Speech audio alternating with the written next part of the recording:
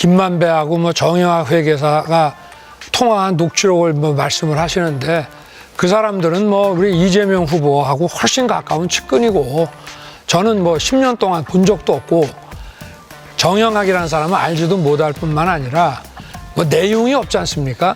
거기다가 제가 듣기로는 그 녹취록 끝부분을 가면 이재명 게이트란 말을 김만배가 한다고 그러는데 그 부분까지 다 좀 포함해서 말씀을 하시는 게 어떠냐 이런 말씀을 드리고 싶고요. 질문에 자꾸 딴 얘기를 하시니까 지금 제가 국채 발행은 얼마든지 해도 되느냐에 대해서 말씀을 지금 안 하셔서 얼마든지 하면 당연히 안 되지요. 말씀하시는 거 보니까 뭐 얼마든지 해도 된다는 것 같은데 안 된다니까요. 아니 뭐 오른주머니에서 왼주머니로 가고 그러면 그런 얘기나 똑같죠. 대장동에 그 성남시 주민이나 재산이 만약에 저렇게 해서 강제 수용당해서 약탈됐다 이러면은 아니 뭐 이 주머니에서 김만배 주머니로 가는 것이 뭔 대수냐, 다 대한민국에 있는 돈인데 그런 말씀이신 것 같은데 내가 언제 얼마든지 발행해도 된다고 했습니까? 이게 또 거짓말이고요. 녹취록에 내가 측근, 저는 그 사람들 정영학, 남욱 본 일도 없어요. 무슨 측근에 가까운 사람입니까? 그리고 이재명 게이트라고 있다고요. 그 녹취록 중에 내세요. 지금 허위 사실이면 후보 사퇴하시겠습니까? 네. 그거 있었으면 지금까지 가만히 있을게요.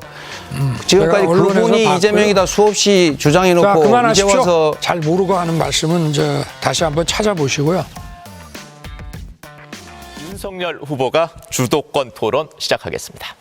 아까 그 이재명 후보께서 그 얘기한 것 중에 제가 시간이 없어 답을 못한 게 있는데 뭐 화천대유 뭐 어쩌고 해가지고 김만배하고 뭐 정영학 회계사가 통화한 녹취록을 뭐 말씀을 하시는데 그 사람들은 뭐 우리 이재명 후보하고 훨씬 가까운 측근이고 저는 뭐 10년 동안 본 적도 없고 정영학이라는 사람은 알지도 못할 뿐만 아니라 뭐 내용이 없지 않습니까? 거기다가 제가 듣기로는 그 녹취록 끝부분을 가면 이재명 게이트란 말을 김만배가 한다고 그러는데 그 부분까지 다 좀 포함해서 말씀을 하시는 게 어떠냐 이런 말씀을 드리고 싶고요.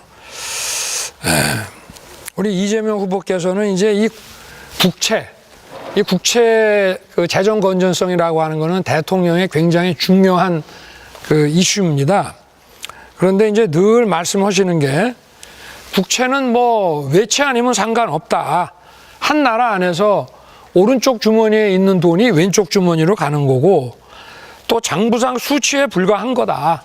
또 국채를 국민들이 갖고 있으면 국민한테는 자산이 되는 거니까 이거는 뭐 큰 문제될 게 없다라는 말씀을 해 오셨기 때문에 제가 한번 물어보겠습니다. 그러면 국채는 얼마든지 발행해도 된다는 뜻인지요? 아니면은 뭐 어느 정도의 적정 수치를 좀 그 보고 계시는 건지 한번 그걸 한번 좀 여쭤보고 싶습니다.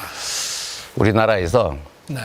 국민들의 가계부채 비율이 너무 높아서 전 세계적으로 제일 높다고 합니다.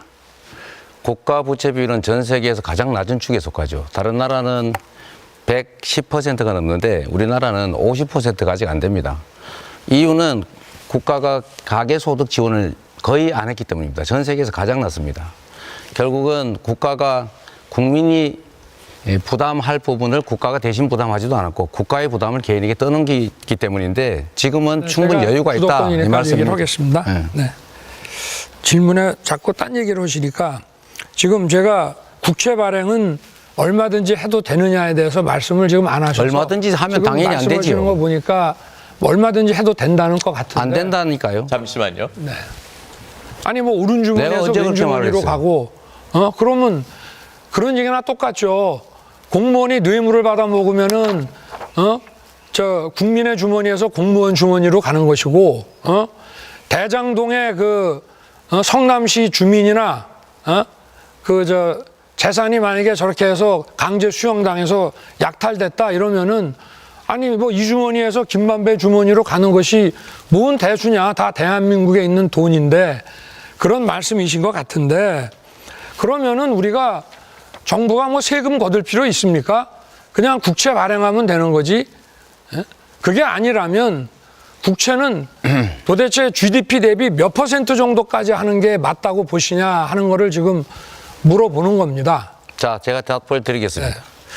IMF나 국제기구들은 85% 정도까지 유지하는 것이 적정하니까 너무 낮게 유지하지 말라라고 말하고 있고요.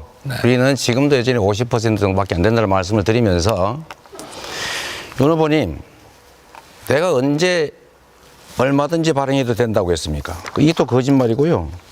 녹취록에 내가 저는 그 사람들 정영학, 남욱 본 일도 없어요. 무슨 측근에 가까운 사람입니까? 그리고 이재명 게이트라고 있다고요. 그 녹취록 중에 내세요. 지금 허위 사실이면 후보 사퇴하시겠습니까? 네. 그거 있었으면 지금까지 가만히 있을게요. 지금까지 제가 언론에서 그분이 봤고요. 이재명이다 수없이 자, 주장해놓고 이제 그만하십시오. 와서 네, 질문 이제 와서 저거니까 이따가 하세요. 이런 거짓말을 합니까? 네. 그러면 뭐 계속 질문을 하면 자꾸 딴 얘기를 하시니까 이 토론이 안 돼요. 그럼 몇 프로가 적정 수준이라고 생각하시는 겁니까? 지금이 매우 낮아서 충분히 여력이 있다가 답입니다. 아직 퍼센트는 그 얘기 안 본인은 하시고. 몇 퍼센트가 답이라고 제가 생각하세요? 한번 여쭤보는 거예요. 아니, 저는 모르겠어요. 지금은 낮다, 여력이 있다. 본인은 몇 퍼센트라고 생각합니까? 본인 먼저 대답을 해보세요. 한 50%에서 60%를 넘어가면 비기축통화 국가인 경우에는 좀 어렵다고, 향후에 이것이 스웨덴 같은 경우도 40% 넘어가면서 이자율이 올라가기 시작을 했다는 겁니다. 이런 말씀도 그 전에 하셨는데, 이 가계 그 부채를 해소하기 위해서 제로금리의 국채를 발행해서 그 가계소득 이전을 해줘서 이 가계부채를 좀 줄여야 된다라고 말씀을 제가 한 거를 봤거든요. 페북에 올린 거를. 그런데 가계소득 이전이라는 거는 그러면 국채를 발행해가지고 그걸로 뭐 기본소득을 준다든지 국민들에게 나눠줘서 가계부채를 갚게 한다 이런 뜻인가요? 국가의 지출은 여러 가지 방식이 있는데 현금 지원도 있고 물적 지원도 있고 제도상 지원도 있는데요. 그중에서 예를 들면 사회안전망 지출을 지원해 준다든지 또는 교육비를 지원해 준다든지 여러 가지 방식이 있습니다. 그러니까 현금을 이렇게 발행해 준다라는 그런 건 매우 유치한 생각이고요. 지금 후보님이 생각하는 것과는 좀 다르다. 국가 부채비는 지나치게 낮고 가계 부채비율이 너무 높으니 외국만큼의 가계소득 지원을 좀 하자라고 한 겁니다. 다시 하나 또 여쭤볼게요. 네. 그 국채는 뭐 장부상의 수치에 불과하다 이런 말씀도 하셨는데 국채가 과도하게 발행이 됐을 때 뭐 우리 국민이 가지고 있으면 문제 없고 외국이 가지고 있을 때는 문제가 된다라고 이제 하셨는데 이게 신용 등급이 떨어지고 또 외채 그 차입 이자율이 올라가고 국내 이자율이 올라가고 이런 식이 되면 우리 내국인 국채 갖고 있는 사람은 이거 투매 안 합니까? 이거 다 투매하게 돼 있고 이렇게 되다 보면은 이제 결제가 제대로 이루어지지 않아서 그 우리나라 신용도가 떨어지면서 우리나라에 와 있는 외국 자본이 이제 유출이 되고 이렇게 하면서 그 어떤 실물과 금융 모두 이 혼란을 가져오는데 이 국채 문제에 대해서 그렇게 편하게 생각을 하신다면 국채가 많아질 때 어떤 일들이 생기는지 한번 생각해 보셨습니까? 우리 후보님이 경제 문제에 대해서 좀 깊이 있게 공부를 하셨는지는 모르겠는데요. 뭐 답을 하세요. 우리나라는 다른 나라 선진국들에 비해서 국채 비율이 매우 낮다. 절반에도 미치지 못한다. 첫 번째. 두 번째로 우리가 곧 기축통화국으로 될 가능성이 매우 높다. 며칠 전에 보도도 나왔지요. 그만큼 우리 경제력 수준은 높은데 우리가 가계부채 비율이 너무 높아서 국민들은 고통스럽고 다른 나라는 됐습니다. 국가 부채 비율이 그 기축통화 국가인 잠시만요, 경우가 윤 후보님. 네. 제가 반드시 2명 네, 이상의 할 후보에게 겁니다. 질문을 네네. 된다고 했는데 지금 1분 17초 네네. 남았습니다. 네네. 참고하시기 바랍니다. 기축통화 그 국가가 아닌 비기축통화 국가는 대부분 우리나라보다 다 낮습니다. 그러니까 잘 모르고 하는 말씀은 다시 한번 찾아보시고요. 그리고 우리 안철수 후보님께 좀 여쭤보겠습니다. 그 아까 재정 그 확장하고 그다음에 이 금융 긴축하고 이거를 지금 같이 이렇게 병행해 나가니까 좀 혼선이 생기고 엇박자가 생겨서 거기에 대한 그 해결책으로 아까 뭐 특별기금 같은 거 말씀을 하셨잖아요. 특별회계. 근데 이게 지속적으로 나가는 돈 같으면은 특별회계가 가능한데 이를테면 코로나 같이 이게 몇 년에 한 번씩 오고 간헐적으로 나가는 거에 대해서 특별 그 회계라는 것을 쭉 쓰는 것이 맞습니까?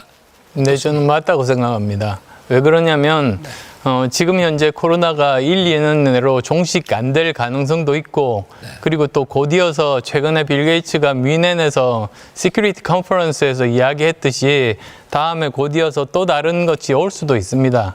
그래서 기본적으로는 이런 특별 회계를 통해서 우리의 국가 부채를 늘리지 않고 네.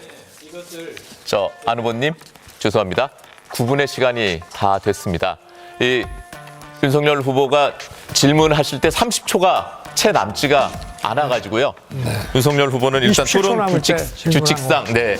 최소 30초를 보장해야 된다는 규칙을 위반했음을 말씀을 드립니다.